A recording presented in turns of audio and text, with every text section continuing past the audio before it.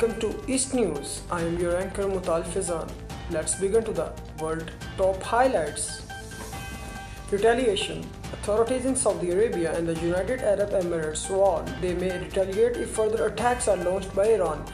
Officials say their security forces are on high alert as tension rises across the Gulf region.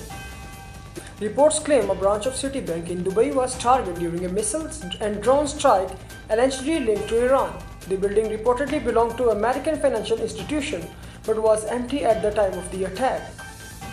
Iran's officials say their actions were retaliation for a strike on bank facility in Tehran. Authorities claim the earlier attack targeted a financial institution connected to Iranian infrastructure. Naimi Bank was targeted before. Reports indicate that Citibank building in Manama, Bahrain and Dubai were also attacked. Officials says there were no casualties as the building was empty. IRGC warned US citizens. The Islamic Revolutionary Guard Corps warned UN citizens across the Middle East to remain conscious. Iranian media say a list of possible new targets were released during the warning. Reports claim missiles and drones attacked Al Dhafra Air Base in UAE, where US forces were stationed. Damage and casualties remain unclear. Video circulating online shows a drone flying over a US base in Baghdad. Analysts say it's verified it could expose weakness in interceptor system. Reporters claim a radar system near the United States Embassy Baghdad was struck during attack. Details about the damage remain limited.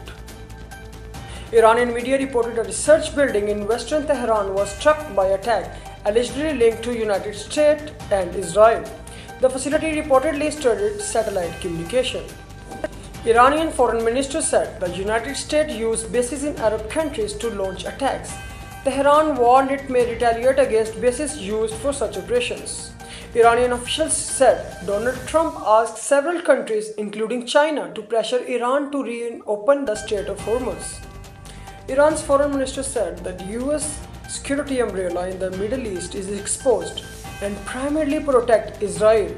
Iran's foreign minister also said that Strait of Hormuz could remain open for most countries but restricted for US allies if tension continues. Israel's health minister said that at least 108 people were wounded during the recent missile incident across the country. US officials reportedly warned that Israel could face shortage in interceptor missiles as the conflict intensifes. Report says the US has moved missile defense interceptors from various regions including South Korea to supply Middle Eastern defense. Iran's IRGC claimed it struck Al-Hurj air base in Saudi Arabia during its True Promise 4 operation. Israel's authorities say air defense system intercepted incoming Iranian missiles. Reports claim Iran targeted facilities in Bahrain, Kuwait and UAE simultaneously. Missile strike reportedly hit Ahmad al-Bazir airstrike in Kuwait, causing minor injuries. Well, Trump also stated that Iran might want negotiations, but conditions were not suitable yet. Iranian officials reportedly named Benjamin Netanyahu as the top target. Iran says reports of its attack on Saudi Arabia was false flag and maybe a false flag operation. A video circulating online shows Netanyahu drinking coffee, countering rumors about his safety. Footage shared by RT journalists show destruction in Beirut after Israel strikes. Video circulating online claim Israel used white phosphorus munition in Beirut. Thousands people protested in Tel Aviv demanding an end to the conflict with Iran.